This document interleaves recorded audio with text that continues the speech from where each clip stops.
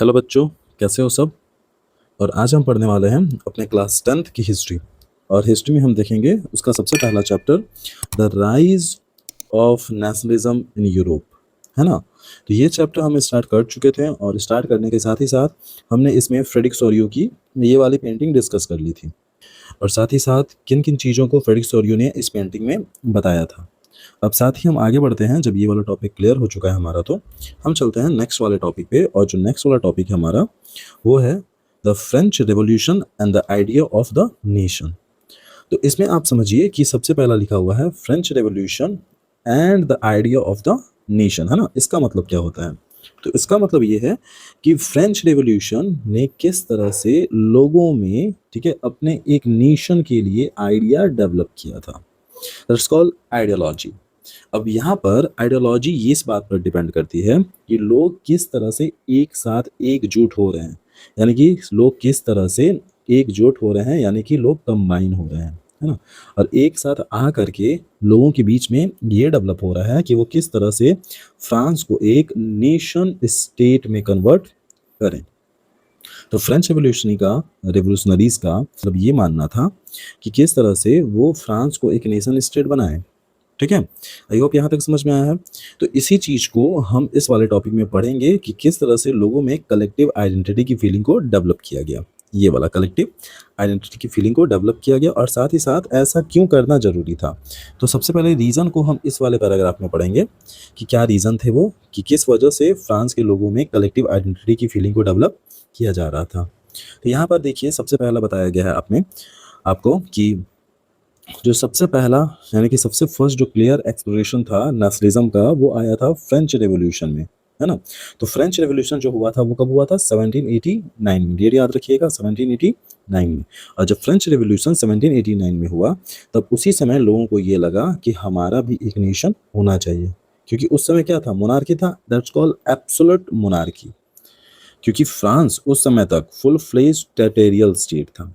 Territorial state का मतलब होता है कि वो पूरी तरह से किसी एक किंग के अंदर में, एक राजा के अंदर में था, और सारे डिसीजन वही लेता था। और जो राजा फ्रांस को एब्सोल्यूट मोनार्की के थ्रू गवर्न कर रहा था। अब एब्सोल्यूट मोनार्की क्या होता है? ये उस कंडीशन को बोलते हैं जिस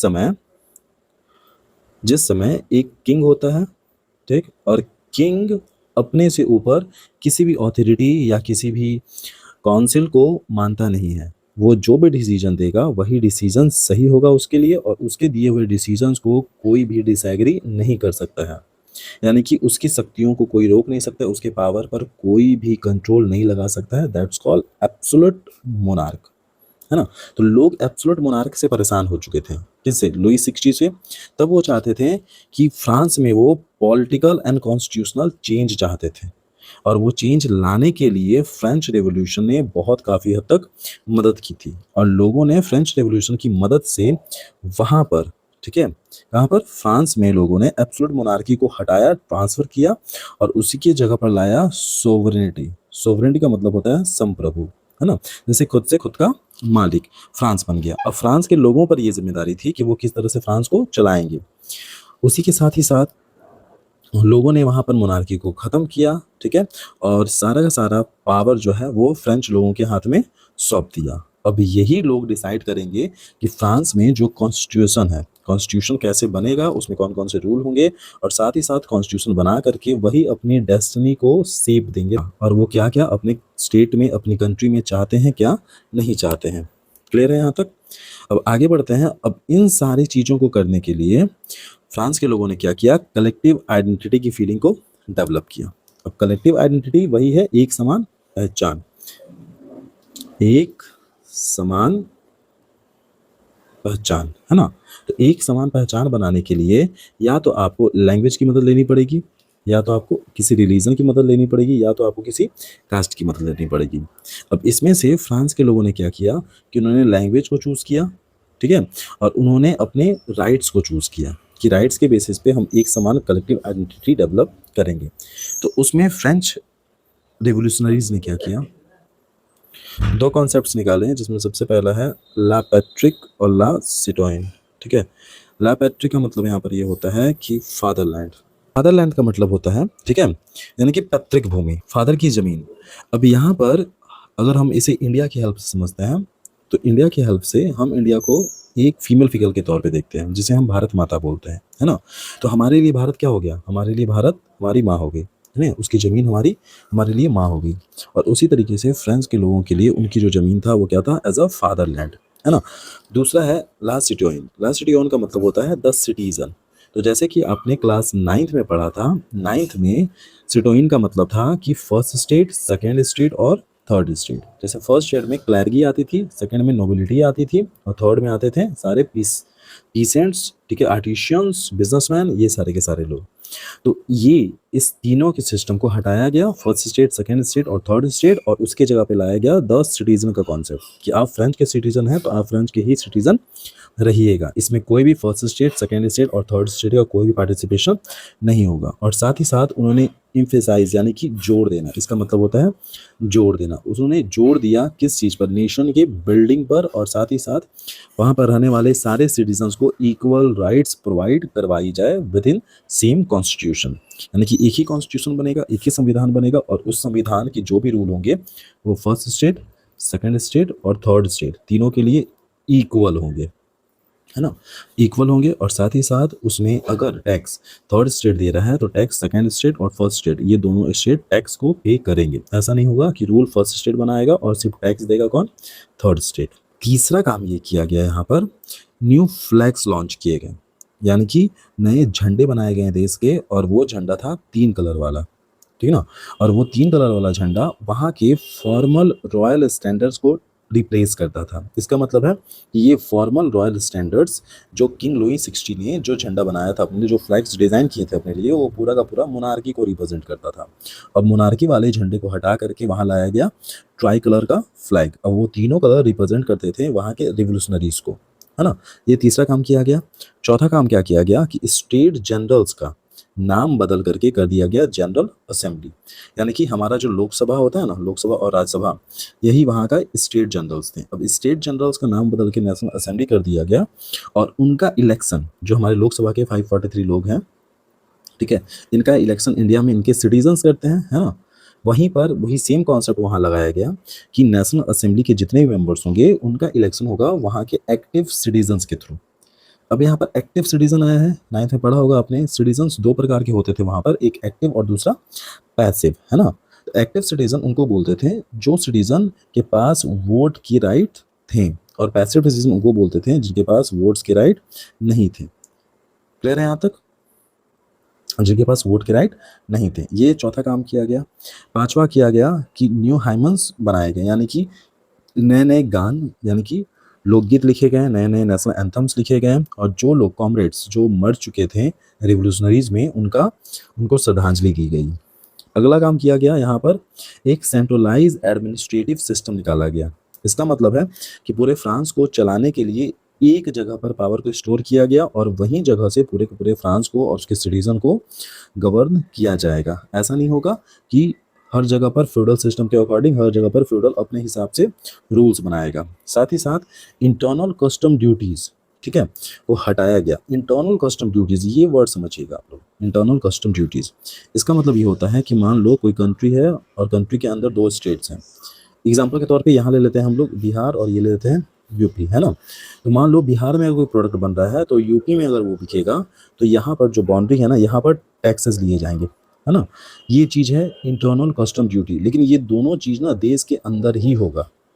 तो देश के अंदर दोनों स्टेट के बीच में लगने वाले टैक्स को बोलते हैं इंटरनल कस्टम ड्यूटी, जो कि हटा दिया गया, अबॉलिश कर दिया गया। और साथ में बोला गया पूरे कंट्री में जहाँ पर भी जो भी प्रोडक्ट आपको जिस भी स्टेट में जाकर के बेचना है वो आप बेच सकते हो बिना किसी टैक्स के। क्लियर है। उसी के साथ ही साथ uniform system of weight and measures was adopted. एक समान वेट और मेजर के सिस्टम अडॉप्ट किए गए कि मान लीजिए कहीं पर 1 केजी इज इक्वल टू 1000 ग्राम है ना। तो ये यूनिवर्सल होगा, सारे जगह पर 1 केजी इज इक्वल टू 1000 ग्राम ही होगा। ऐसा नहीं है कि कहीं पर वो 1000 ग्राम है और कहीं पर वो 900 ग्राम है। इसका मतलब ये है कि जहाँ पर भी यूनिवर्सल होगा वो मेजरमेंट का जो भी पैरामीटर होगा वो इक्वल होगा सारे जगहों पर। अगला काम किया गया कि रीजनल डायलेक्ट्स, डायलेक्ट्री का मतलब होता है बोलियाँ, है ना। जो हम स्थानीय बोली बोलते हैं, जो हम रीजनल लैंग्वेज यूज़ करते हैं। जैसे कि बिहार में ही बोला जाए तो बिहार को पहचाना जाता है भोजपुरी के लिए, है ना? लेकिन बिहार में ही सब जगहों पर भोजपुरी नहीं बोली जाती है, कहीं पर मगही बोली जाती है, कहीं पर मैथिली बोली जाती है ना? तो ये डायलेक्टेड्स हैं, ये लैंग्वेजेज़ नहीं है, ये बोलियाँ हैं। उन्हीं में से सारे बोलियों को, सारे डायलेक्टेड्स को हटाया गया और देश के लिए एक कॉमन लैंग्वेज बनाया गया, वो था फ्रेंच। और फ्रेंच में ही इसी लैंग्वेज को अडॉप्ट करके सारे एडमिनिस्ट्रेटिव वर्क के लिए इस लैंग्वेज को सेलेक्ट किया गया और इस लैंग्वेज को कॉमन बना दिया गया पूरे के पूरे नेशन के लिए। क्लियर है? आगे बढ़ते हैं हम लोग, यहाँ पे स्लाइड से समझेंगे कि आखिरकार, ठीक है, क्या क्या चीज़ें हुई थी। ये डायरेक्ट हमारा क्वेश्चन भी बन सकता है। जैसे कि क्वेश्चन इस तरह का आएगा कि फ्रेंच रेवोल्यूशनरी ने कलेक्टिव आइडेंटिटी की फीलिंग को डेवलप करने के लिए क्या क्या किया था। तो उसमें आपको डायरेक्ट इन पॉइंट्स को लिखना पड़ेगा। जैसे कि यहाँ पर देखिए सेम वही चीज़ है, ये मैंने स्लाइड खोला है आपके नोट्स के लिए, तो नोट्स ऐसे बना लीजिएगा आप लोग। यहाँ पर दिया गया है कि सबसे पहले कलेक्टिव आइडेंटिटी की फीलिंग को डेवलप करने के लिए जो फ्रेंच रेवोल्यूशनरी थे, उन्होंने ला पैट्रिक और ला सिटोयन का कॉन्सेप्ट लाया। दूसरा उन्होंने किया कि ट्राई कलर का फ्लैग लाया, जिसने फॉर्मल रॉयल स्टैंडर्ड्स को रिप्लेस कर दिया। तीसरा उन्होंने क्या किया कि स्टेट जनरल का इलेक्शन जो है वो एक्टिव सिटीजन से करवाया और साथ ही साथ उसका नाम बदल करके नेशनल असेंबली रख दिया। अगला काम किया गया, सेंट्रलाइज एडमिनिस्ट्रेटिव सिस्टम लाया गया, यानी कि पूरे स्टेट को चलाने के लिए कोई एक ही एडमिनिस्ट्रेटिव सिस्टम को एक्सेप्ट किया गया। साथ ही साथ इंटरनल कस्टम ड्यूटीज़ को हटाया गया, जो कि मैं समझा चुका हूँ आपको, और एबॉलिश किया गया, ठीक है, इन सारे इंटरनल कस्टम ड्यूटीज़ को, और साथ ही साथ यूनिफॉर्म सिस्टम लाया गया, यानी कि एक समान सिस्टम लाया गया। किस चीज़ के लिए? वेट और मेजरमेंट के लिए, है ना? और लास्ट काम किया गया कि रीजनल डायलेक्ट्स, यानी कि जो वहाँ पर लोकल बोलियाँ जो थी, जो भाषाएं थी, है ना, उसको हटाया गया और फ्रेंच लैंग्वेज को नेशन लैंग्वेज डिक्लेयर कर दिया गया, जिससे उन सारे लोगों ने कलेक्टिव आइडेंटिटी को, ठीक है, कलेक्टिव आइडेंटिटी की फीलिंग को डेवलप किया, ठीक है, फ्रेंच लोगों के लिए। आगे बढ़ते हैं हम लोग, अब सीधा ये समझते हैं, ये वाला टॉपिक ध्यान दो यहाँ पर। अब ये जो है ना, ये आप जो देख रहे हो, the French revolutionary further declare that it was the mission. अब यहाँ पर ये सीधा सीधा आपका एक क्वेश्चन बन सकता है, और ये क्वेश्चन इस तरह से होगा कि फ्रेंच रेवोल्यूशनरी का मिशन क्या था, वो क्या करना चाहते हैं फ्रांस में कलेक्टिव आइडेंटिटी की फीलिंग को डेवलप करके। तो उसका आंसर यहाँ पर मिलेगा आपको कि French nation to liberate the peoples of Europe from despotism, यानी कि वो फ्रांस के लोगों को डेपोटिज्म से मुक्ति दिलवाना चाहते थे, फ्री करना चाहते थे। डेपोटिज्म का मतलब वही मोनार्की हो जाता है। In other word, to help other people of Europe to become nation.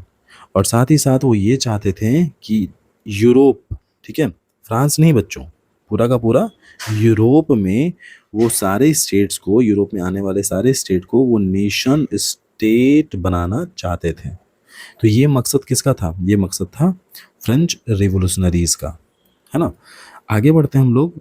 अब हमने बात कर ली कलेक्टिव आइडेंटिटी की, तो कलेक्टिव आइडेंटिटी को डेवलप करने के लिए ये सारे काम किए गए थे, लेकिन इसके साथ ही साथ अब इसका इम्पैक्ट क्या पड़ा लोगों पे? तो लोगों ने जगह जगह पर जैकोबिन क्लब का फॉर्मेशन करना शुरू किया। अब जैकोबिन क्लब था, ये कुछ लोग मिल करके, 10 से 12 लोग मिल करके, या फिर 40 से 50 लोग मिल करके कॉफ़ी शॉप पे, बार में, ठीक है, वो अपने ग्रुप को बना करके इस नेशनलिज्म की आइडियोलॉजी को डिस्कस करते थे, और साथ ही साथ ये देखते थे कि किस तरह से हम फ्रांस को एक नेशन स्टेट बना सकते हैं। एकजुट होते थे, उन्हीं ग्रुप्स का नाम दिया गया जैकोबिन क्लब, है ना?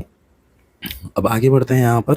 अब आगे देखो आप सब, यहाँ पर ये मैप दिया गया है, ये उस समय का यूरोप है, लेकिन बात यहाँ पर ये है, ये मैप है 1850 का। यहाँ पर ध्यान दो, ये मैप है 1815 का, और हम पढ़ रहे हैं ऑलमोस्ट 1790 के अराउंड की कहानियाँ हैं। तो वहाँ पर उस समय फ्रांस था, स्विट्ज़रलैंड था, नीदरलैंड था, है ना? नीदरलैंड बना बाद में, बना है ट्रीटी ऑफ वियना के टाइम में। तो उस समय नीदरलैंड भी एग्जिस्ट नहीं कर रहा था, ये भी पार्ट किसका था? फ्रांस का था। और ये वाला जो पूरा पार्ट आप देख सकते हो यहाँ पर, ये वाला पूरा पार्ट था जर्मनी का, जो कि हम आगे पढ़ेंगे। यहाँ पर हमारा पर्सिया है, यहाँ पर ऑस्ट्रियन एम्पायर है, ये वाला पूरा का पूरा इटली है, ये सरदानिया पीडमाउंट है, है ना। तो ये सारे के सारे अलग लोग थे, अलग अलग लैंग्वेज बोलते थे, और फ्रांस में कलेक्टिव आइडेंटिटी की फीलिंग को डेवलप करवा के वो चाहते थे वो इन्हीं सारे स्टेट को नेशन स्टेट बनाए, है ना, नेशन स्टेट बनाए। अब इस चीज़ को पढ़ने के लिए हम चैप्टर में आगे आते हैं ऑलमोस्ट 1794 के अराउंड, जिस समय नेपोलियन को फ्रांस का, ठीक है, उत्तराधिकारी नियुक्त किया गया था। मतलब फ्रांस का चलाने के लिए एक लीडर अपॉइंट किया गया था, किसको, नेपोलियन को। तो यहाँ पर देखो, जैसे ही नेपोलियन को बनाया जाता है, क्या, फ्रांस को संभालने के लिए एक लीडर दिया जाता है, उसी समय नेपोलियन ने क्या किया कि नेपोलियन ने वहाँ पर डेमोक्रेसी को हटा करके फिर से मोनार्की को वापस लाया, है ना। और साथ ही साथ no doubt destroy democracy in France, उन्होंने डेमोक्रेसी को पूरा बर्बाद कर दिया था। ये मैं इसलिए बोल रहा हूँ कि जब तक जैकोबिन था ना, एक मिनट, जब तक जैकोबिन था, जैकोबिन ने सारे लोगों को एडल्ट मेल सफरेज प्रोवाइड किया था, यानी कि सारे के सारे लोग जो 21 साल के हैं उनको वोट देने का अधिकार दिया था। लेकिन जैसे ही नेपोलियन आता है, उन्होंने इन अधिकारों को, इन राइट टू वोट को दोबारा से छीन लिया, ठीक है, और वहाँ पर फिर से अपना डिक्टेटरशिप अप्लाई कर दिया। अब यहाँ पर वो बोलते हैं, but in the administrative field he had incorporated revolutionary principle in order to make the whole system more rational and efficient। ये क्वेश्चन पूछा गया बच्चों, सीधा का सीधा। ये जो आप देख रहे हो ना, नेपोलियन से लेकर के यहाँ तक ये पूरा का पूरा स्टेटमेंट दे दिया गया था, और स्टेटमेंट को बोला गया था जस्टिफाई द स्टेटमेंट, ठीक। तो ये इंपॉर्टेंट है, ऐसे ऐसे कोर्स हमेशा एग्जाम में आते हैं। अब आगे बढ़ते हैं, तो इसमें बोला जा रहा है कि नेपोलियन ने वहाँ की डेमोक्रेसी को डिस्ट्रॉय करके फिर से वहाँ मोनार्की लाया था। लेकिन इसमें कोई डाउट की बात नहीं है, इसमें कोई डाउट नहीं है कि उसने एडमिनिस्ट्रेटिव फील्ड में बहुत बेहतर काम किया था। उसने बहुत सारे नए नए रिफॉर्म्स लाए थे जो कि फ्रांस के लिए बहुत हेल्पफुल भी रहे, जिसमें से एक है सिविल कोड 1804। इसे जाना जाता है नेपोलियन कोड के भी नाम से। अब इसकी खासियत क्या क्या थी, अब ये इंपॉर्टेंट है, ठीक है। What is the feature of Napoleonic code 1804, ऐसे आता है क्वेश्चन। तो सबसे पहला ये था कि उसने प्रिविलेज बेस्ड ऑन बर्थ हटा दिया गया था और इस्टेब्लिश किया था इक्वालिटी बिफोर लॉ को। पहला चीज उसने सिक्योर किया था राइट टू प्रॉपर्टी, यानी कि एक आदमी फ्रांस में अपनी प्रॉपर्टी रख सकता है, उसको कोई भी स्टेट छीनेगा नहीं। उसके साथ ही साथ उसने This code was exported in region under French control in the Dutch Republic, in Switzerland, Italy and Germany। और साथ ही साथ उसने नेपोलियनिक कोड को, ठीक है, इन सारे स्टेट में भी अप्लाई करवाया था। नेपोलियन ने सिंप्लीफाई किया था एडमिनिस्ट्रेटिव डिवीजन को, और साथ ही साथ अबॉलिश किया था feudal system and freed peasants from serfdom. अब इसका मतलब होता है कि अबॉलिश का मतलब होता है खत्म करना। किस चीज़ को खत्म किया था, फ्यूडल सिस्टम को खत्म किया था। फ्यूडल सिस्टम का मतलब होता है समानती व्यवस्था। अब सामंती व्यवस्था उसको बोलते थे, यानी कि फ्रांस में ना एक फ्यूडल होता था, एक फ्यूडल होता था, और वो फ्यूडल बनाता था किंग। किंग डिसाइड करता था कि कौन फ्यूडल बनेगा, कौन फ्यूडल नहीं बनेगा। अगर हम आपको इंडिया के सिनेरियो समझाएं, तो ये सेम जो है ना, वो आता है जमींदारी व्यवस्था से। जैसे ब्रिटिशर्स ने यहाँ पर जमींदारी व्यवस्था लाया था, बिल्कुल वैसे ही फ्रांस में चलता था फ्यूडल सिस्टम, ठीक है। और साथ ही साथ फ्यूडल सिस्टम के अकॉर्डिंग बहुत सारे स्लेव को जबरदस्ती काम करवाया जाता था अपने अपने फील्ड में, है ना। वो सारे के सारे लोग अपने फील्ड में जबरदस्ती स्लेवों से काम करवाते थे। उसी को हटाया गया और सारे के सारे सर्फडम को, सर्फडम का मतलब होता है गुलाम, सारे गुलामों को आज़ाद करवाया, ठीक है। और पेशेंट को जबरदस्ती, ठीक है, फ्यूडल सिस्टम के अकॉर्डिंग टैक्सेस देने के लिए मना किया कि आप अब जबरदस्ती किसी को टैक्स नहीं दोगे। तो नो डाउट अगर ये वाला स्टेटमेंट अगर आपको बताया जा रहा है कि नेपोलियन ने वहाँ पर डेमोक्रेसी को हटा करके फिर से मोनार्की इस्टेब्लिश किया, लेकिन वहाँ के एडमिनिस्ट्रेटिव सिस्टम को बेहतर किया, तो उसका एग्जाम्पल यहाँ पर ये देखने के लिए मिल जाता है, जो कि है नेपोलियनिक कोड में। तो अगर आपसे क्वेश्चन पूछा जाता है कि एक्सप्लेन द स्टेटमेंट या जस्टिफाई द स्टेटमेंट, तो नो डाउट आप इसमें नेपोलियनिक कोड को लिख सकते हो कि नेपोलियनिक ने या नेपोलियनिक कोड ने किस तरह से वहाँ के एडमिनिस्ट्रेटिव सिस्टम को बेटर किया था। तो यहाँ पर कुछ पॉइंट्स हैं, आप बिल्कुल देखिए इसे, ठीक है। अगर आप इसे लिखना चाहें तो ऐसे भी लिख सकते हैं इस वाले स्लाइड की हेल्प से। यहाँ पर देखिए,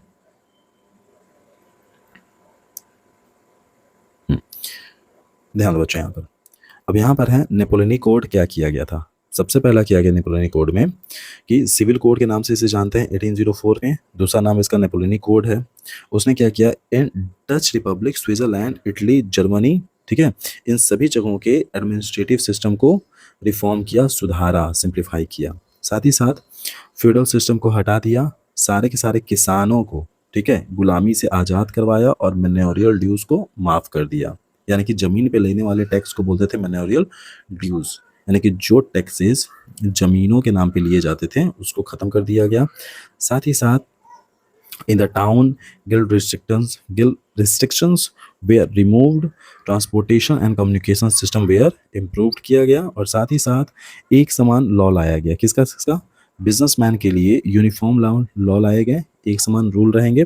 स्टैंडर्ड वेट के सिस्टम लाए गए, जैसे कि मैंने बताया था 1 kg इज इक्वल टू 1000 ग्राम, ये यूनिवर्सल होगा सबके लिए, ना ज़्यादा ना कम।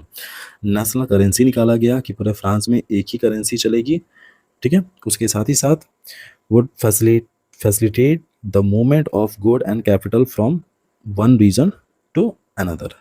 तो आई होप आपको ये वाला पूरा का पूरा टॉपिक आपको अच्छे से समझ में आया होगा, और इसको लिख लो बच्चों, ठीक है, ये आपके नोट्स में काम आ जाएंगे। ये स्लाइड्स मैंने इसलिए बनाया है कि आप लोग वीडियो को पॉज करके अपने अकॉर्डिंग इनको अपने नोट्स में मेंशन कर सको।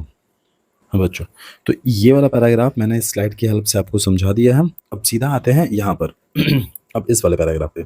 इस वाले पैराग्राफ में ये बताया गया है कि बहुत जगह पर ना नेपोलियन अपनी आर्मी को ले करके जाती थी और वो उन जगहों पर आज़ादी दिलवाती थी और उन जगहों पर जीतता था। नेपोलियन मोनार्की को हटा करके अपना रूल इस्टेब्लिश करता था। बट कुछ कुछ जगह ऐसे थी, जैसे कि एग्जाम्पल के तौर पर यहाँ पर देखो, Holland and Switzerland as well as certain cities like Brussels, Mainz, Milan, Warsaw, ठीक है। यहाँ पर जब भी फ्रांस की आर्मी जाती थी ना, तो फ्रांस की आर्मी को यहाँ के लोग ऐसे मानते थे कि ये सारे के सारे हमारे लिए आज़ादी लेकर के आए हैं। यहाँ पर लिखा हुआ है हरब्रिंगर्स ऑफ लिबर्टी, इसका मतलब है आज़ादी को लाने वाले, ठीक है। ये चीज़ समझाया गया है यहाँ पर। But the initial enthusiasm soon turned to hostility as it became clear that the new administrative arrangement did not go hand in hand with political freedom। लेकिन तुरंत लोगों को ये समझ में आ गया कि नेपोलियन अपनी आर्मी के साथ आया है हमें फ्रीडम दिलवाने के लिए नहीं, ठीक है, हमें फ्रीडम दिलवाने के लिए नहीं, बल्कि हमें फिर से डिक्टेट करने के लिए आया है, हमारे ऊपर डिक्टेटरशिप अप्लाई करने के लिए आया है। क्यों ऐसा हो रहा था? क्योंकि जैसे ही नेपोलियन आ रहा था और वहाँ की मोनार्की से उनके लोगों को आज़ाद करवा रहा था, वैसे ही वो वहाँ पर नेपोलियनिक कोड 1804 अप्लाई कर दे रहा था, जिसमें कि टैक्सेस को इंक्रीज़ किया जा रहा था, सेंसरशिप लगाया जा रहा था। सेंसरशिप का मतलब होता है कुछ भी प्रिंट करने से पहले गवर्नमेंट को दिखाना, और गवर्नमेंट को अगर ऐसा लगता है कि ये चीज़ उनके हिसाब से सही नहीं है तो वो उसे काट देते थे। उसके बाद force concentration into the French army, यानी कि ज़बरदस्ती लोगों को पकड़ पकड़ के फ्रांस की आर्मी में भर्ती करवाया जा रहा था। साथ ही साथ all seems to outweigh the advantage of the this administrative changes. अब सारे लोगों को ये लगने लगा कि जो फ्रांस है, ठीक है, यानी कि जो फ्रांस की आर्मी है वो हमारे पास, ठीक है, लिबर्टी को लेकर के नहीं आई है, वो हमें यहाँ पर फिर से गुलाम बनाने के लिए आए हैं, टैक्सेस को बढ़ा करके, सेंसरशिप को लगा करके, है ना, उनकी आज़ादी को छीन करके। इस वाले पैराग्राफ को आप पेंटिंग से ज़्यादा बेहतरीन तरीके से समझ सकते हो। जैसे कि यहाँ पर इस पेंटिंग को देखो, इस पेंटिंग में बताया गया है यहाँ पर कि ये है फ्रेंच आर्मीज़, जो कि पहचानी जा सकती है, यहाँ पर पहचानी जा सकती है अपने ब्लू ड्रेस से, blue white and red uniform से। ये हैं फ्रेंच आर्मीज़, है ना, ये लोग हैं फ्रेंच आर्मीज़। अब ये लोग क्या कर रहे हैं ना, यहाँ पर पीसेंट्स को परेशान कर रहे हैं। कुछ फ्रेंच आर्मी यहाँ औरतों को परेशान कर रहे हैं, कुछ फ्रेंच आर्मी यहाँ पर लोगों को घसीट रहे हैं, पीट रहे हैं और मार रहे हैं। साथ ही साथ यहाँ पर एक बोर्ड में कुछ लिखा हुआ है, उसका मतलब है take freedom and equality from us, ठीक है, द मॉडल ऑफ ह्यूमैनिटी। अब इनका मतलब ये था कि इस बोर्ड पे लिखे गए स्लोगन का मतलब ये है कि आप लोग जैसे आए थे, हमें मोनार्की से आज़ादी दिलवाया, ठीक है, वही आज़ादी आप हमसे दोबारा ले लीजिए, हमें अपने हाल पे छोड़ दीजिए। क्योंकि जब फ्रेंच आर्मी वहाँ आती थी तो वो लोगों के साथ इस तरह का सलूक करती थी और लोग इससे परेशान हो रहे थे और सारे लोग फ्रेंच आर्मी को हेट करना शुरू करते हैं। इस वाली पेंटिंग को समझते हैं ज़रा सा। Figure 5, the courier of Rhineland loses all that he has on his way home from Leipzig। अब यहाँ पर बोला जा रहा है नेपोलियन जो है ना वो लिप्सिंग का वॉर 1830 में नेपोलियन हार चुका था, और हारते हुए वो जैसे जैसे रिटर्न होते जा रहा था उसने अपने थ्रू जीते गए उन सारे टेरिटरी को अपने हाथों से वो गंवाता चला जा रहा था। ठीक है, नेपोलियन को एज अ पोस्टमैन रिप्रेजेंट किया गया है जो रिटर्न हो रहा था लिप्सिंग से और अपने सारी जीते हुए टेरिटरीज को वो हारता चला जा रहा था। That's called the courier of Rhineland lost all that he has on his way home from Leipzig। ठीक है, तो आई होप आपको ये पूरा का पूरा टॉपिक समझ में आया होगा। तो अब बच्चों हम स्टार्ट करने जा रहे हैं अपना अगला टॉपिक जिसका नाम है the making of nationalism in Europe. ठीक है, तो इस टॉपिक को समझने के लिए सबसे पहले हम इसके हेडिंग को समझते हैं कि इसके हेडिंग में क्या बताया गया है। तो सीधा सा यहाँ आपको दिख रहा है the making of nationalism in Europe, यानी कि नेशनलिज्म की शुरुआत अब कहाँ की जा रही है, पूरे के पूरे यूरोप में की जा रही है। तो ये कैसे हुआ और क्यों ये जरूरी था। तो जैसा कि हमने फ्रेंच रेवोल्यूशनरी का जो एम था वो पिछले वाले क्वेश्चन में समझा था, अब उसी के अकॉर्डिंग हम ये समझने की कोशिश करेंगे कि फ्रेंच रेवोल्यूशनरी का जो एम था पूरे यूरोप में नेशनलिज्म की फीलिंग को डेवलप करना, है ना, और उसी चीज को किस तरह से पूरे यूरोप में किया गया। तो सबसे पहले हमें एक इंट्रोडक्शन मिलता है कि अगर पूरे यूरोप में हमें नेशनलिज्म की फीलिंग को डेवलप करना है तो इसके कितने ज़्यादा चांसेस थे कि यहाँ पर रहने वाले सारे के सारे यूरोप के लोग जो कि अलग अलग इथनिक कॉम्पोजिशन में डिवाइडेड थे, अलग अलग लैंग्वेजेस बोलते थे, डायलेक्ट्स बोलते थे, और इस तरह से ये सारे लोगों को एकजुट कैसा लाया जाए। तो ये पूरा का पूरा पैराग्राफ जो आप यहाँ से लेकर के यहाँ तक देख रहे हो, है ना, ये पूरा का पूरा पैराग्राफ यही आपको बताएगा कि आखिरकार यूरोप में किस तरह के लोग रह रहे थे, वो कौन कौन सी लैंग्वेज बोल रहे थे, और क्यों पूरे यूरोप में एक साथ कलेक्टिव आइडेंटिटी के फीलिंग को डेवलप करना इतना टफ था। तो चलो स्टार्ट करते हैं इस टॉपिक को। सबसे पहले हमें मिलता है if you look at the map of mid 18th century Europe you will find that there were no nation state as we know them today. अब यहाँ पर ये बताया जा रहा है कि अगर हम मिड 18th सेंचुरी, तो मिड 18th सेंचुरी कितना हो जाता है, मिड 18th सेंचुरी हो जाता है ऑलमोस्ट 1750 के अराउंड, है ना। तो 1750 के अराउंड अगर हम देखते हैं तो यहाँ पर कोई भी नेशन स्टेट हमें देखने के लिए नहीं मिलता है। क्यों मैं ऐसा बोल रहा हूं, ऐसा इसलिए है क्योंकि सबसे पहला जो डेमोक्रेसी स्टैब्लिश हुआ था वह था 1776 में, है ना, अमेरिका। उसके बाद हम देखते हैं 1789 में फ्रेंच रेवोल्यूशन, है ना। तो इसी के साथ ही साथ हम ये जानते हैं कि 1750 तक यानी कि मिड 18th सेंचुरी तक यूरोप में कोई भी नेशन स्टेट नहीं था। अमेरिका खैर यूरोप से बाहर था लेकिन फिर भी वो नेशन स्टेट नहीं बना था उस समय तक। तो उसी चीज को यहाँ पर क्लेरिफाई किया गया है और अच्छी तरीके से। तो आखिरकार अगर वो नेशन स्टेट नहीं थे, एक स्टेट नहीं थे, एक कंट्री नहीं थे, तो आखिरकार वो थे क्या। तो यहाँ पर आप देख सकते हो what we know today as Germany, जैसे कि आज हम जिसे जर्मनी जानते हैं, इटली जानते हैं, स्विट्जरलैंड जानते हैं, ठीक है, डिवाइडेड इनटू किंगडम्स। ये सारे के सारे अलग अलग किंगडम्स में डिवाइडेड थे जिस पर डचीज और कैंटोन्स, इन सारे घरानाओं का कब्जा था। घरानाओं का मतलब होता है बड़े बड़े फैमिली, डचेस वाली फैमिली और कैंटोन्स वाली फैमिली यहाँ पर अपनी ऑटोनोमस टेरिटरी बनाकर रूल कर रहे थे, यानी कि अपना अलग अलग एक टेरिटरी बना करके यहाँ पर रूल कर रहे थे। और साथ ही साथ ये सारे के सारे लोग अलग लैंग्वेज से डिवाइडेड थे, है ना। यहाँ पर देखो eastern and central Europe were under autocratic monarchy within the territory of which live diverse people, यानी कि ईस्टर्न और सेंट्रल यूरोप। ईस्टर्न और सेंट्रल यूरोप का मतलब है कि जो ईस्ट वाला पार्ट है ना, और जो सेंट्रल यूरोप वाला पार्ट है वहां पर ज्यादातर क्या था, ऑटोक्रेटिक मोनार्की रूल कर रही थी, यानी कि एक डिक्टेटरशिप वहां पर रूल कर रहा था। और वहां के सारे लोग उस डाइवर्स कंट्री में, ठीक है, उस कंट्री में डाइवर्सली रह रहे थे। अब कौन कौन थे वहां पर ये देखा जाए तो वो सारे के सारे लोग जो भी थे वो डिफरेंट लैंग्वेजेस बोलते थे और वो डिफरेंट इथनिक ग्रुप से बिलोंग करते थे। अब इसका मतलब ये है, इथनिक ग्रुप का मतलब है कि वो सबों की हिस्ट्री अलग थी, कल्चर अलग था, ट्रेडिशन अलग था, और साथ ही साथ उनकी लैंग्वेजेस भी अलग थी। इसी को बोलते हैं डिफरेंट इथनिक ग्रुप, है ना। The Habsburg empire that rule over Austria Hungary for example was a patchwork of many different regions and people. It include the Alpine region, the Tyrol, Austria and Sudetenland. ठीक, अब यहाँ पर ये बताया जा रहा है कि किस तरह से जो हैब्सबर्ग एम्पायर था, ठीक है, वो पूरे के पूरे ऑस्ट्रियन हंगरी और रूल कर रहा था, साथ ही साथ ऑस्ट्रिया और हंगरी पे रूल कर रहा था। अगर हम मैप देखते हैं बच्चों, यहाँ पर देखो, अगर हम ये इस मैप को ध्यान देते हैं तो जिन टेरिटरीज के बारे में अभी हमने पढ़ा है वो देखो यहाँ पर है, सारे के सारे यहीं पे मिल जाएंगे आपको। यानी कि पूरा का पूरा ये जो यूरोप है वो डिवाइडेड था। ऑस्ट्रिया और हंगरी पे रूल कर रहे थे, है ना, वो अलग फैमिली थे। यहाँ पर ये इटली वाले पर अलग रूल कर रहे थे, यहाँ सरदानिया पे अलग थे, ठीक है।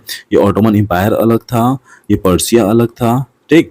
और ये स्विट्जरलैंड, फ्रांस, स्पेन और ये ग्रेट ब्रिटेन, यानी कि ये सारे के सारे लोग जो थे वो अलग अलग इतनी ग्रुप से बिलोंग करते थे और इन सबों पे अलग अलग रूलर का कब्जा हुआ करता था। अब सीधा उस वाले स्लाइड पे आते हैं जो स्लाइड में आपको समझा रहा था अभी। तो वही बात बोला जा रहा है कि जो ऑस्ट्रियन हंगरी पर रूल कर रहे थे वो कौन थे? हैब्सबर्ग एम्पायर थे। साथ ही साथ as well as Bohemia where the aristocracy was predominantly German speaking, यानी कि जो बोहेमिया थी वहां पर एरिस्टोक्रेसी था। एरिस्टोक्रेसी का मतलब होता है जब बोहेमिया के सबसे रिच और पावरफुल लोग उस कंट्री को संभाल रहे थे, ठीक है, उस कंडीशन को बोलते हैं एरिस्टोक्रेसी। और वहां पर सबसे ज्यादा प्रीडोमिनेंटली लोग जर्मन स्पीकिंग बोलते थे, यानी कि जर्मन लैंग्वेज लोग वहां पर यूज करते थे ज्यादातर। It also include the Italian speaking provision of Lombardy and Venetia, और इसी के साथ ही साथ लोम्बार्डी और वेनेशिया में कौन सी लैंग्वेज बोली जाती थी? इटालियन लैंग्वेज बोली जाती थी। In Hungary half of the population were spoke Magyar while the other half spoke a variety of dialects। अब यहाँ पर बताया जा रहा है कि हंगरी में, मतलब आप देख रहे हो ना कितना ज़्यादा डाइवर्सिफिकेशन है यहाँ पर, कि हंगरी में कुछ अलग है, यहाँ पर ऑस्ट्रिया, ठीक है, ऑस्ट्रिया हंगरी में अलग है। हंगरी के आधे लोग क्या बोल रहे हैं? मैग्यार लैंग्वेज बोल रहे हैं और आधे लोग अलग अलग तरह के डायलेक्ट्स मतलब बोलियां बोल रहे हैं। यहाँ पर देखते हैं गैलेसिया में the aristocracy spoke polish beside these three dominant group there also live within the boundary of the empire। अब यहाँ पर गैलिसिया की स्टोरी अलग ही है ना, वहां पर भी क्या था? एरिस्टोक्रेसी था। तो अगर ये देखा जाए इस पूरे के पूरे पैराग्राफ को, तो इसमें यही समझ में आ रही है कि किस तरह से ये सारे के सारे लोग डिफरेंट एथनिक ग्रुप को फॉलो करते थे और डिफरेंट डिफरेंट लैंग्वेज बोला करते थे।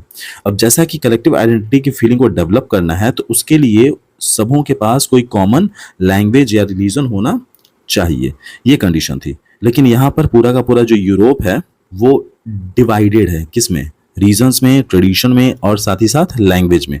तो इनको अगर एक साथ लाना है तो वो काम बहुत ही टफ होने वाला है। लेकिन फिर भी कैसे होते हैं, चलो अब देखते हैं the aristocracy and the middle class. अब ये थोड़ा इंपॉर्टेंट पड़ जाता है बच्चों। अब एरिस्टोक्रेसी मैंने आपको समझा दिया ना, एरिस्टोक्रेसी का मतलब होता है सोसाइटी के सबसे रिच और पावरफुल लोगों को बोला जाता है। अब यहाँ पर क्या थे? एरिस्टोक्रेसी का मतलब है socially and politically a landed aristocracy was the dominant class on the continent, यानी कि पूरे के पूरे यूरोप पे जो दबदबा था, ठीक है, जो धौंस था ना, वो किसका था? एरिस्टोक्रेसी का था, यानी कि सोसाइटी के सबसे रिच और पावरफुल लोग, जिसे बोलते हैं aristocracy. The member of this class were united by a common way of life that cut across regional division. और इस सारे के सारे एरिस्टोक्रेसी के जितने भी मेंबर्स थे वो सारे के सारे यूनाइटेड थे, किससे? अ कॉमन वे ऑफ लाइफ से, जो कि उनको काट करके, ठीक है, यानी कि बाकी रीजन से काट करके एक अलग थलग पहचान बनाता था उनकी। साथ ही साथ यहाँ पर दिया गया है they owned estate in the countryside and also townhouses. उनके पास इतना ज़्यादा पैसा था कि उनका जो घर होता था, उनका जो मकान होता था वो तो शहर में होता ही था, और साथ ही साथ वो शहर के बाहर यानी कि कंट्री साइड में भी उनके एक बड़े बड़े फार्म हाउस घर या टाउन हाउस हुआ करते थे। They spoke French for purpose of diplomacy. अब यहाँ बताया जा रहा है कि मोस्ट ऑफ द एरिस्टोक्रेट्स कहाँ के? यूरोप के। वो कौन सी लैंग्वेज बोलते थे? वो बोलते थे फ्रेंच लैंग्वेज, ठीक है, वो बोलते थे फ्रेंच लैंग्वेज बोलते थे, और साथ ही साथ फ्रेंच लैंग्वेज का यूज करते थे पर्पस ऑफ डिप्लोमेसी में। डिप्लोमेसी का मतलब होता है पॉलिटिकली एक्टिव होना, है ना, और अपने फेवर में ज्यादा कोई भी डिसीजन को एग्री करवाना, इसको बोलते हैं diplomacy. And in high society their family were often connected by tie of marriages. और इन सभी लोगों के जो फैमिलीज होते थे ना, कौन लोगों के? एरिस्टोक्रेसी की जो फैमिली होती थी वो आपस में ही शादियां करके एक दूसरे के साथ कनेक्टेड रहते थे। इसका मतलब है कि एक एरिस्टोक्रेट शादी किससे करेगा, दूसरे एरिस्टोक्रेट से ही करेगा। ठीक है, उसी को बोलते हैं connected by tie of marriages. जैसे हमारे यहाँ कास्ट सिस्टम में होता है ना, हमारे यहाँ कास्ट सिस्टम में होता है कि एक कास्ट का आदमी अपने ही सेम कास्ट में क्या कर सकता है, शादी कर सकता है। इससे क्या होता है कि दोनों का कास्ट ऑलमोस्ट प्योर रहता है ना, कि एक कास्ट का आदमी या एक कास्ट का लड़की दूसरे कास्ट में जाएगी और वही लड़का उस कास्ट में शादी करेगा, तो दोनों टाई होते हैं, मतलब बंध जाते हैं कास्ट के अकॉर्डिंग मैरिज करके। अब आगे बढ़ते हैं इसमें। This powerful aristocracy was how ever numerically a small group. The majority of the population was made up of the peasantry. पर अगर हम फ्रांस की बात करते हैं तो वहां पर जो मेजोरिटी था, यानी कि सबसे ज्यादा पॉपुलेशन में कौन लोग थे, वहां के पीसेंट्स लोग थे। To the west of the bulk of land was farm by tenants and small owners. और उसके बाद में जो बड़े बड़े लैंड्स होते थे ना, वो एरिस्टोक्रेसी तो खरीद के रखते थे, लेकिन साथ ही साथ छोटे छोटे लैंड्स दिए जाते थे किनको, पीसेंट्स को दिए जाते थे एग्रीकल्चर एक्टिविटी करने के लिए। While in eastern and central Europe the pattern of land holding was characterized by vast state which were cultivated by serfs. Serf का मतलब होता है गुलाम, है ना। अब यहाँ ये बताया जा रहा है कि एरिस्टोक्रेसी के पास जो भी जमीनें हुआ करती थी, ठीक है, एरिस्टोक्रेसी के पास जो भी जमीनें हुआ करती थी वो अपने जमीनों पर, ठीक है, सर्फ्स को काम पे लगाते थे, यानी कि गुलामों को काम पर लगाते थे और वही गुलाम उनके लिए उन्हीं की जमीनों पर एग्रीकल्चर एक्टिविटी करते थे और उनके जो भी टैक्सेस होते थे वो उनको पे करते थे। ठीक है, तो आई होप यहाँ तक आपको समझ में आ गया होगा। यही है एरिस्टोक्रेसी का पूरा सिनेरियो कि क्या थे एरिस्टोक्रेसी, कौन थे एरिस्टोक्रेसी और वो किस तरह से इस सोसाइटी में रह रहे थे। और इसमें याद करने वाले पॉइंट जो हैं वो मैं आपको इस स्लाइड की मदद से समझा देता हूं, जो आप इसके अकॉर्डिंग समझ जाओ। एक मिनट बच्चों, हाँ हाँ, चलो बढ़िया। देखो अब यहाँ पर सेम चीजें जो हमने पढ़ी वही चीज है।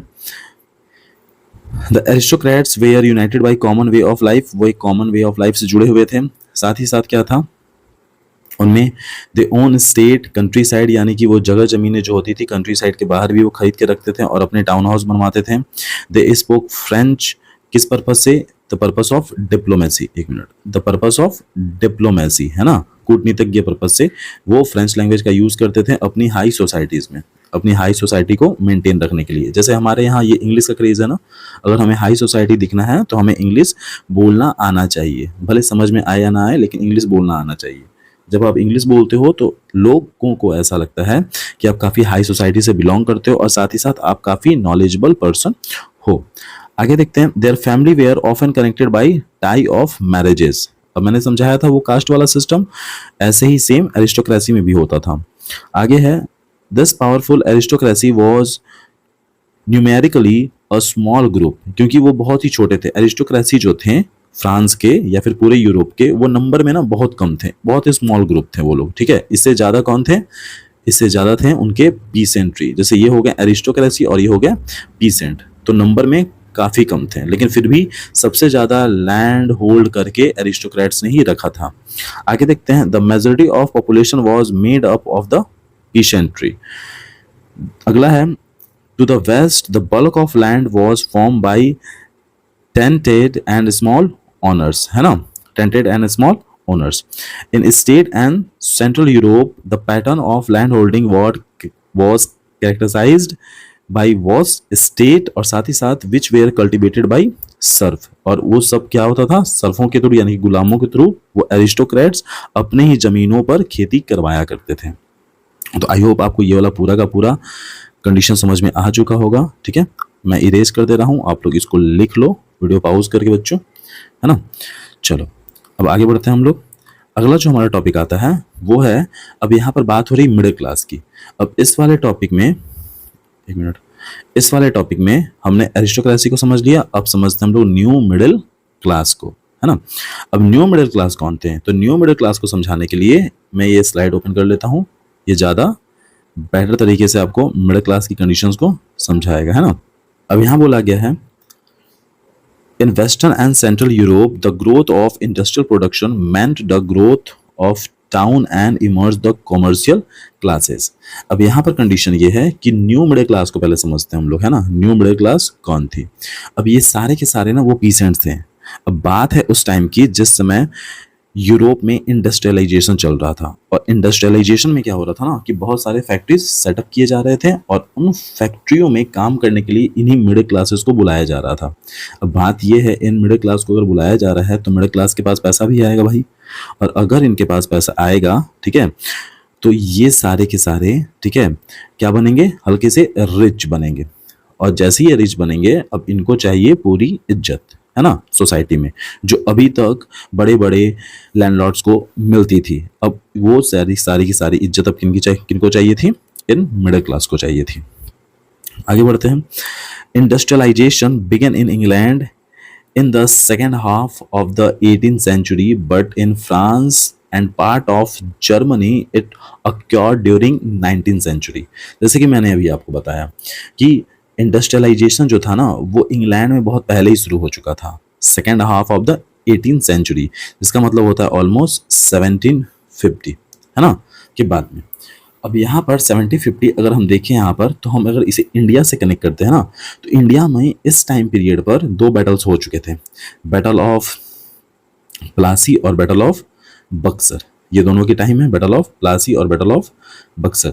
अब ये दोनों बैटल के बाद में इंडिया पर पूरी तरीके से कंट्रोल आ गया था ईस्ट इंडिया कंपनी का। एक मिनट, ईस्ट इंडिया कंपनी का, और इंडिया से होने वाले सारे के सारे raw material east India company अपने साथ लेके जाती थी। कहाँ पर? इंग्लैंड। और जैसे ही वो इंग्लैंड लेके जाती थी तो उन रॉ मटेरियल को प्रोडक्ट में कन्वर्ट करने के लिए उनको चाहिए था क्या? इंडस्ट्री। और इसीलिए उन्होंने बहुत ज़्यादा क्वांटिटी में इंडस्ट्रीज को सेटअप करना शुरू कर दिया। और जैसे ही उन्होंने इंडस्ट्रीज को सेटअप किया ना, तो इंडस्ट्रीज में काम करने के लिए आए लेबर क्लास, और लेबर क्लास को मिलने लगा पैसा, और वही लेबर क्लास कन्वर्ट हो जाता है किसमें? मिडिल क्लास में, है ना। अब वो पैसे कमा रहे थे तो उन्होंने अपने लिए एजुकेशन अचीव किया, उन्होंने अपने लिए हाउस लिया, उन्होंने अपने लिए वो सारी बेसिक ज़रूरतों की चीज़ों को लिया, और अब उनकी डिमांड थी कि उनको भी सेम ट्रीट किया जाए जैसे सोसाइटी के बड़े लोगों को ट्रीट किया जाता है। तो ये टाइम याद रखना आप लोग कि इंग्लैंड में इंडस्ट्रियलाइजेशन कब स्टार्ट हुआ था? 18th century, mid 18th century में। और फ्रांस और जर्मनी में कब हुआ था? वो 19th सेंचुरी में, यानी कि ऑलमोस्ट 1800 के अराउंड में। चलो नेक्स्ट टॉपिक पे आते हैं। In it wake a new social group come into began working class population and middle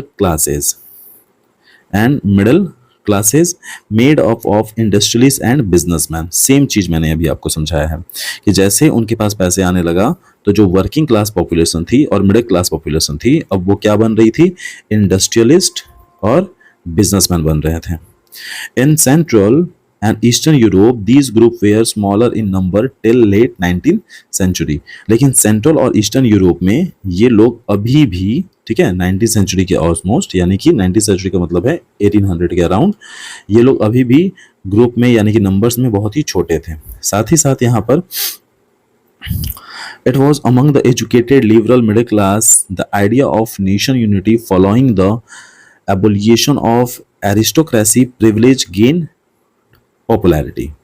अब उन सारे लोगों को इस बात से प्रॉब्लम हो रही थी कि वहां पर एरिस्टोक्रेसी को हटाया जाना चाहिए। कहां पर?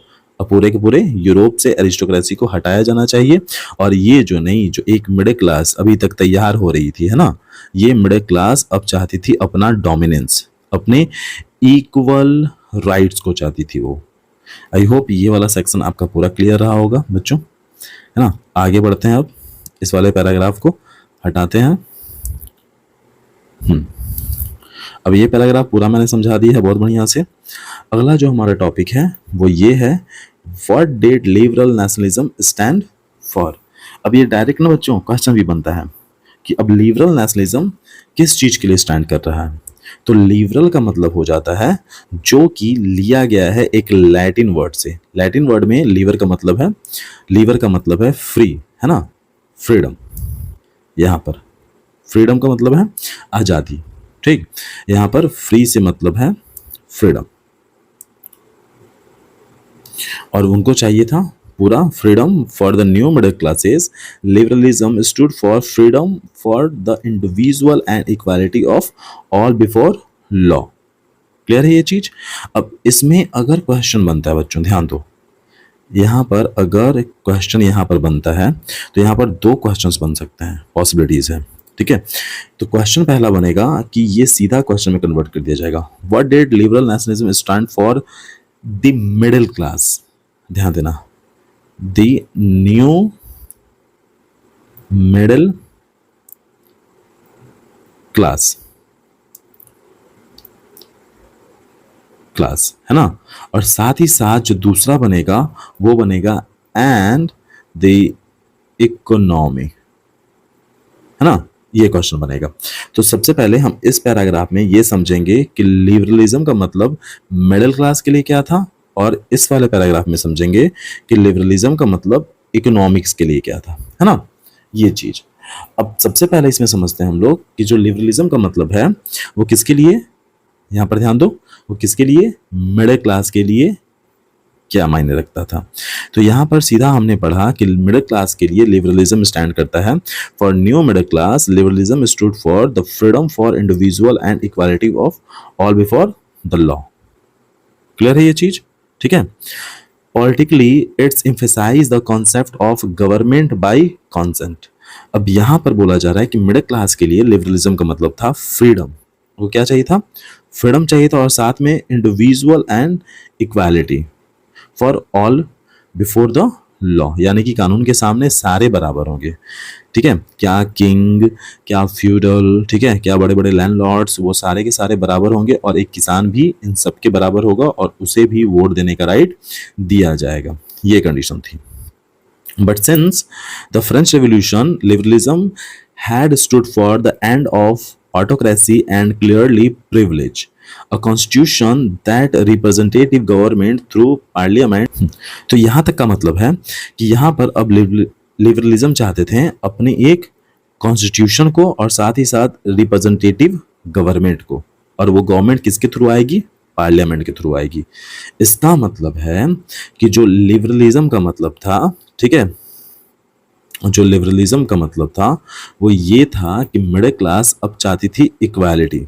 ठीक है, इक्वालिटी चाहती थी, और इक्वालिटी के साथ ही साथ वो चाहते थे कि उनको क्या बनाया जाए, एक रिप्रेजेंटेटिव गवर्नमेंट बना के दिया जाए कॉन्स्टिट्यूशन के अकॉर्डिंग, उनका जो इलेक्शन हो, ठीक है, और इलेक्शन के साथ ही साथ वो सारे के सारे पार्लियामेंट्री के फॉर्म में काम करे। कौन, वो सारे के सारे रिप्रेजेंटेटिव, है ना। तो चलो, आई होप आपको ये समझ में आ गया होगा कि लिबरलिज्म मिडिल क्लास के लिए क्या था। साथ ही साथ अब हम बढ़ते हैं यहाँ पर आगे। तो इसमें गौर करने वाली बात यह है कि आखिरकार जब रोबोस्फेयर का टाइम था, है ना, जिस समय रोबोस्फेयर था यानी कि जैकोबिन क्लब था, तो जैकोबिन क्लब ने सारे अडल्ट मेल को सफरेज दिया था। सफरेज का मतलब यहाँ देखिए, the right to vote. But जैसे ही नेपोलियन आता है तो नेपोलियन ने, हमने स्टार्टिंग में ही पढ़ा था, नेपोलियन ने वहाँ के डेमोक्रेसी को बर्बाद करके फिर से वहाँ पर मोनार्की स्टैब्लिश कर दिया था। तो जैसे ही नेपोलियन आता है वो सारे लोगों से वोटिंग राइट छीन लेता है, और साथ ही साथ वुमेन से भी ये कहता है कि उनका जो स्टेटस है वो क्या होगा सोसाइटी में, माइनर होगा, है ना। माइनर का मतलब जो वुमेन्स है उस सोसाइटी की वो हमेशा मेंस से नीचे रहेंगी, और साथ ही साथ उन वुमेन्स को सब्जेक्ट समझा गया, यानी कि एक समान एक वस्तु समझा गया जो कि अपने फादर और हस्बैंड के ऑथोरिटी के अंदर रह करके काम करेगी। But through out the 19th and the early 20th century, women and non-propertied men organized opposition movement demanding equal political rights. अब यहाँ पर ये ध्यान दो बच्चों कि ये जो बात हो रही है ना, through 19 and early 20th century, यहीं से स्टार्ट होता है फेमिनिज्म का। जिस समय सारे के सारे वुमेन्स और नॉन प्रॉपर्टीड मैन अपने लिए वोट की डिमांड करते हैं, अपने लिए इक्वल पॉलिटिकल राइट्स की डिमांड करते हैं। अब यहाँ पर आपको ये थोड़ा सा पॉलिटिकल राइट समझा देता हूँ मैं, एक मिनट। यहाँ पर ये थोड़ा सा मैं पॉलिटिकल राइट आपको समझा देता हूँ क्या होता है पॉलिटिकल राइट का मतलब। जैसे हमारे पास पॉलिटिकल राइट क्या क्या हो सकते हैं, जैसे राइट टू वोट, ठीक है, हम इलेक्शंस में खड़े हो सकते हैं, ठीक है, हम वोट कर सकते हैं, हम इलेक्शन में खड़े हो सकते हैं, हम अपनी पॉलिटिकल, ठीक है, पार्टी भी फॉर्म कर सकते हैं। तो ये है हमारे पॉलिटिकल राइट्स, और ये सारे लोगों को मिलना चाहिए कि कोई भी आदमी वोट दे सकता है, कोई भी आदमी इलेक्शन लड़ सकता है, और साथ ही साथ कोई भी आदमी अपना कोई भी पॉलिटिकल पार्टी बना सकता है। जैसे किसी का मन किया उसने आम आदमी पार्टी को बना दिया, किसी का मन किया उसने बीजेपी बना दिया, है ना। तो ये राइट लोगों को मिलना चाहिए कि वो अपने अकॉर्डिंग कोई भी पॉलिटिकल पार्टी का फॉर्मेशन कर सकते हैं। That's called equal political rights, है ना। अब यहाँ पर आते हैं दूसरे वाले में। हाँ, एक चीज यहाँ पर ध्यान रखना, ये नेपोलियन वाला कॉन्सेप्ट। नेपोलियन जैसे ही आया उसने सारे सफरेज को हटा दिया, मेल सफरेज को हटा दिया, और सीधा कॉन्सेप्ट रख दिया कि सिर्फ प्रॉपर्टीड मैन ही वोट कर सकते हैं। लेकिन जैकोबिन ने सारे लोगों को यानी कि एडल्ट मेल सफरेज प्रोवाइड की थी। हाँ तो बच्चों अब समझते हैं इन द इकोनॉमिक स्फेयर, यानी कि जो लिबरलिज्म का मतलब है वो इकोनॉमी के अकॉर्डिंग क्या होने वाला है। तो इकोनॉमिक्स में यानी कि किसी कंट्री की इकोनॉमी में लिबरलिज्म का मतलब बस इतना था कि वो चाहते थे freedom of market and the abolition of state impose restrictions on the movement of good and capital. अब उन सभी लोगों का मानना ये था कि अगर आप इकोनॉमी में यानी कि अर्थव्यवस्था में अगर आप लिबरलिज्म चाहते हैं, उदारवादिता चाहते हैं, तो आपको क्या करना पड़ेगा, मार्केट पे लगने वाले सारे के सारे रिस्ट्रिक्शंस को आपको रिमूव करना पड़ेगा, और साथ ही साथ एबॉलिशन करना होगा यानी कि मिटाना होगा, हटाना होगा किन चीज़ों को, स्टेट के द्वारा जो भी इम्पोज रिस्ट्रिक्शंस लगाए जाते हैं, किस पे, गुड एंड कैपिटल पे। अब इसका मतलब है कि सारे के सारे वो बड़े के बड़े एरिस्टोक्रेट्स ये चाहते थे, ठीक है, कि वो जो चाहे वो प्रोडक्ट बेचे और जितना चाहे वैतना पैसा कमाए, स्टेट कभी भी उनसे कोई इस तरह का किसी भी तरह का टैक्स नहीं वसूलेगा। ये मानना किसका था, इकोनॉमिक में लिबरलिज्म का, और वो इसी चीज को मानते थे और चलते थे। अब यहाँ से आगे बढ़ते हैं हम लोग। यहाँ से देखो, during the 19th century it was a strong demand of the emerging middle class. Let us take the example of the German speaking region in the first half of the 19th century, है ना। अब यहाँ पर बोला जा रहा है almost 1800 से लेकर के 1815 के अराउंड में जो मिडिल क्लास वहाँ पर जनरेट हुआ था, बना था, उनकी एक अलग डिमांड थी, और साथ ही साथ जर्मन स्पीकिंग रीजन्स में, ठीक। अब ये क्या था, तो नेपोलियन एडमिनिस्ट्रेटिव मेजर्स, अब यहाँ पर देखो, Napoleon administrative measure had created out of, यानी कि नेपोलियन ने जो अपना एडमिनिस्ट्रेशन सिस्टम बनाया था, याद है नेपोलियनिक कोड बच्चों, जो कब था, 1804 वाला, ठीक है, उसमें उन्होंने कुछ कुछ चेंजेस किया था, और ये करके चेंजेस उन्होंने जर्मनी में, अब थोड़ा सा मैं फिर से मैं मैप पे चल रहा हूँ यहाँ पर, यहाँ देखो, है ना, ये यहाँ पर आपको जर्मनी नहीं दिख रहा होगा, ठीक है, ये नीदरलैंड वाला पार्ट आपको दिख रहा होगा, और ये जो पार्ट है ना, ये वाला पार्ट, ठीक है, ये है जर्मनी वाला पार्ट, ठीक है, ये है जर्मनी वाला पार्ट।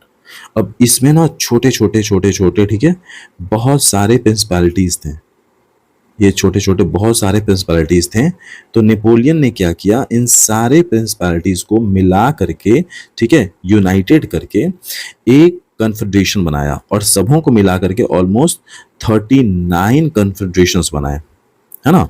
और ये बोला कि ये सारे के सारे 39 कन्फेडरेशन यानी कि 39 स्टेट क्या करेंगे, ये 39 स्टेट इसी बाउंड्री लाइन के अंदर में रहेंगे, और अपने अकॉर्डिंग किसी भी, ठीक है, मेजरमेंट के यूनिट और किसी भी करेंसी को वो चूज कर सकते हैं इस वाले रीजन में। अब सेम चीज यहां पर है, देखो,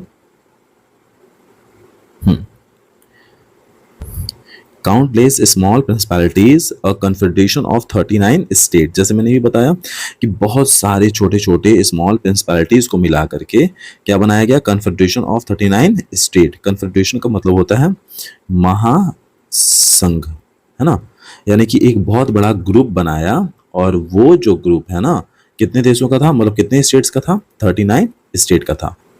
अब इसमें बोला गया कि each of these possessed its own currency and weight and measures।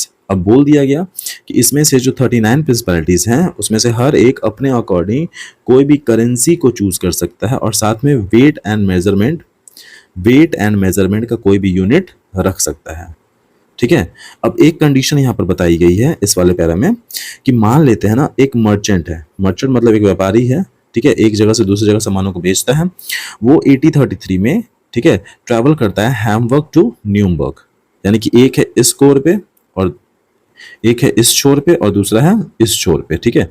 और यहां से यहां वो आता है तो उसे टोटल 11, ठीक है, उसे टोटल 11 प्रिंसिपैलिटी से गुजरना पड़ेगा, 11 स्टेट से गुजरना पड़ेगा, और इन 11 जगह पर उसे टैक्स देना पड़ेगा। कितना देना पड़ेगा? 5%। यही बात यहाँ पर बताई गई है कि आता है अपने प्रोडक्ट को सेल करने के लिए तो उसे 11 कस्टम बैरियर से गुजरना पड़ेगा और देना पड़ेगा टैक्स कितना? 5% ईच ऑफ देम, यानी कि इन 11 को उसे कितना देना पड़ेगा? 5-5% करके टैक्स देना पड़ेगा। Duties were often levied according to the weight and measurement of the good, यानी कि जो भी लेवी लिया जाता था, जो भी चार्जेस लिया जाता था, वो उसके प्रोडक्ट और उसके वेट के अकॉर्डिंग लिया जाता था कि आखिरकार वो जो लाया जा रहा है प्रोडक्ट, वो क्या प्रोडक्ट है और उसका वेट कितना है। साथ ही साथ यहाँ पर देखो, अब यहाँ पर आ गया है एक ईल, है ना, ये था क्या? क्लॉथ मेजरमेंट का एक एग्जाम्पल है। ईल, जैसे हम लोग कपड़ा नापते हैं ना सेंटीमीटर और मीटर में, उस समय जर्मनी में उस कपड़े का मेजरमेंट का जो यूनिट था वो था ईल, ठीक है। ईल से कपड़ा नापा जाता था, लेकिन ये मेजरमेंट ना सब जगह अलग अलग था। जैसे कि अगर आप 1 मीटर कपड़ा लो, एग्जाम्पल के तौर पे, अगर आप 1 मीटर कपड़ा लो तो वो सब जगह पर 100 सेंटीमीटर ही रहेगा बच्चा, ठीक है। चाहे आप अमेरिका में लो, इंडिया में रहो, 1 metre is equal to 100 centimetre. लेकिन उस समय पर क्या था कि अगर आप एक टेक्सटाइल लेते हो, कपड़ा लेते हो, तो वही कपड़ा आपको फ्रैंकफर्ट में कितना मिलेगा? 54.7 सेंटीमीटर। मिंज में कितना मिलेगा? 55.1 सेंटीमीटर। न्यूमबर्ग में कितना मिलेगा? 65.6 सेंटीमीटर। और साथ ही साथ फैरीबर्ग में कितना मिलेगा? 53.5 सेंटीमीटर। तो ये कंडीशन है। तो देख सकते हो टोटल 39 प्रिंसिपैलिटीज बना मिला करके 39 स्टेट बना दिया गया। उनको 11 जगह कस्टम ड्यूटी देना पड़ता था और कितना था? 5% था। ये क्लॉथ मेजरमेंट का यूनिट है जो हर जगह पर फ्रैंकफर्ट में अलग, मिंज में अलग, न्यूमबर्ग में अलग और फैरीबर्ग में अलग, है ना, ये था। अब इस चीज से ना परेशान हो रहा था कौन? पर्सिया, पर्सिया के बड़े बड़े लैंडलॉर्ड्स, क्योंकि पर्सिया यहाँ पर देखो मैप में, यहाँ पर देखो, अब यहाँ पर पर्सिया आपको दिख रहा है ना, ये है पर्सिया। अब पर्सिया के बड़े बड़े जो लैंडलॉर्ड्स थे वो अपनी जो गुड्स को थे इसी प्रिंसिपैलिटी में बेचने के लिए आते थे। तो अब बेचने के लिए अगर वो आ रहे हैं तो मान लो कि अगर वो यहाँ से एंट्री करते हैं, 1 मिनट इसे और पतला करने दो मुझे। मान लो अगर वो यहाँ से इंटर कर रहे हैं तो यहाँ से इंटर करते टाइम, ठीक है, उन्हें टोटल 11 जगह क्या देना पड़ेगा? टैक्स देना पड़ेगा। और इन 11 जगह वो अगर 5-5% भी टैक्स देते आते हैं, ठीक है, तो टोटल उस प्रोडक्ट की प्राइस में 55% का हाइक देखा जाएगा।